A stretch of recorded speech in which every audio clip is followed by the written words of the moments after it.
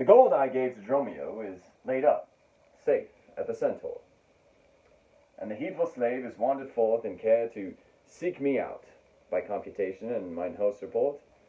I could not speak with Dromio since at first I sent him from the mart. See, here he comes. How now, sir? Is your merry humor altered? As you love strokes, so jest with me again. You know no Centaur. You receive no gold. Your mistress sent to have me home to dinner. My house was at the Phoenix. Wast thou mad that thus so madly thou didst answer me? What answer, sir? When spake I such a word? Even now. Even here, not half an hour since. I did not see you since you sent me hence, home to the Centaur, with the gold you gave me. Villain, thou didst deny the gold's receipt, and toldst me of a mistress and a dinner, for which I hope thou fell'st I was displeased. I am glad to see you in this merry vein. What means this jest? I pray you, master, tell me. Yea, dost thou jeer and flout me in the teeth? Think'st thou I jest? Hold, take thou that, and that, Hold, and that. sir, for God's sake. Now your jest is in earnest. Upon what bargain do you give it me? Because that I familiarly sometimes do use you for my fool, and chat with you, your sauciness will jest upon my love, and make a comment of my serious hours. When the sun shines, let foolish gnats make sport, but creep in crannies when he hides his beams. If you will jest with me, know my aspect, and fashion your demeanour to my looks, or I will beat this method into your sconce. Sconce, call you it? So you would leave that when I'd rather have it ahead?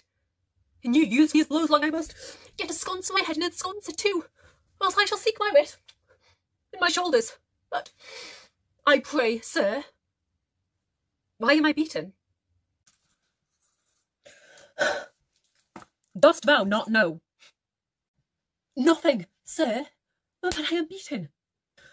Shall I tell you why? Aye, sir, and wherefore, for they say every why has a wherefore. Why, first, for flouting me, and then wherefore, for urging it the second time to me. Was there ever any man was beaten out of season, wherein the why and the wherefore is neither rhyme nor reason? Well, I thank you, sir. Thank me for what? Marry, sir, for there's something that you gave me for nothing. I'll make you amends next, to give you nothing for something. But say, sir, is it dinner time? No, sir. I think the meat wants that I have. In good time, sir. What's that? Basting. Well, sir, then 'twill be dry. If it be, sir, I pray you, eat none of it. Your reason, lest it make you choleric and purchase me another dry basting. Well, sir, learn to jest in good time. There's a time for all things. I durst have denied that before you was so choleric. By what rule, sir? Marry, sir, by a rule as plain as the plain, bald pate of Father Time himself. Let's hear it. There's no time for a man to recover his hair that grows bald by nature. May he not do it by fine and recovery? Yes, to pay a fine for a periwig and recover the lost hair of another man. Why is time such a miser of hair, being as it is, so plentiful an excrement? Because it is a blessing that he bestows on beasts, and what he hath scanted man in hair, he hath given them in wit. Why, there's many a man hath more hair than wit. Not a man of those, but he hath the wit to lose his hair. Why, thou didst conclude hairy men, plain dealers, without wit. The plainer dealer, the sooner lost. Yet he loseth it in a kind of jollity. For what reason? For two. And sound ones too. Nay, not sound, I pray you. Sure ones then. Nay, not sure in a thing falsing. Certain ones then. Name them. The one to save the money that he spends in trimming, the other that at dinner they should not drop in his porridge. You would, all this time, have proved there is no time for all things. Marian did, sir. Namely, no time to recover hair lost by nature. But your reason was not substantial. Why, there is no time to recover. Thus I mend it. Time himself is bald, and therefore to the world's end will have bald followers. I knew 'twould be a bald conclusion.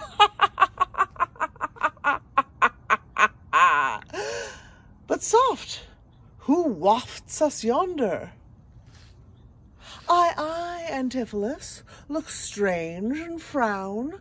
Some other mistress hath thy sweet aspects. I am not Adriana, nor thy wife.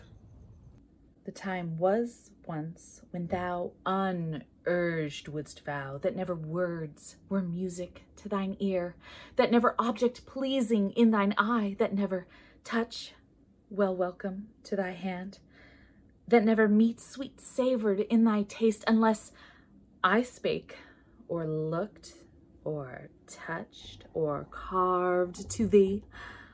How comes it now, my husband, oh, how comes it that thou art thus estranged from thyself? Thyself I call it, being strange to me, that undividable, incorporate, and better than thy dear self's better part. Ah, do not tear away thyself from me. For know, my love, as easy mayst thou fall a drop of water in the breaking gulf, and take unmingled that same drop again, without addition or diminishing, as take from me thyself, and not me too. How dearly will it touch thee to the quick, shouldst thou but hear I were licentious, and that this body, consecrate to thee, by ruffian lust should be contaminate?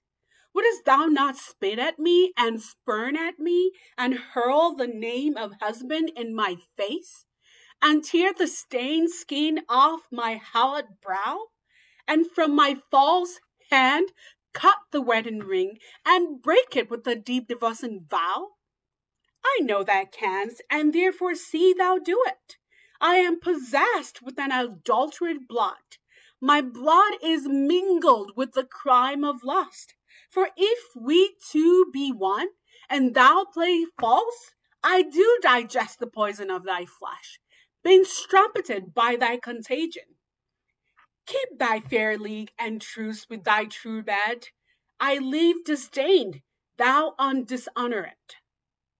Plead you to me, fair dame? I know you not. In Ephesus I am but 2 hours old, as strange unto your town as to your talk, who every word by my wit being scanned want wit in all one word to understand. Why, brother, how the world has changed with you? When were you wont to use my sister thus? She sent for you by Dromio home to dinner. By Dromio? By me? By thee. In this thou didst return from him, that he did buffet thee, and in his blows denied my house for his, and me for his wife. Did you converse, sir, with this gentlewoman? What is the course and drift of your compact? I never saw her till this time. Villain! Thou liest, for even her very words didst thou deliver to me on the mart. I never spat with her in all my life. How can she thus then call us by our names, unless it be by inspiration? How ill agrees it with your gravity, to counterfeit thus grossly with your slave, abetting him to thwart me in my mood. Be it my wrong, you are from me exempt, but wrong not that wrong with a more contempt. Come, I will fasten on this sleeve of thine. Thou art an elm, my husband, I am thine, whose weakness married to thy stronger state makes me with thy strength to communicate. If aught possesses thee from me, it is dross, usurping ivy, briar, or idle moss, who all for want of pruning with intrusion infect thy sap and live on thy confusion. To me she speaks, she moves me for her theme. What, was I married to her in my dream? Or sleep I now and think I hear all this.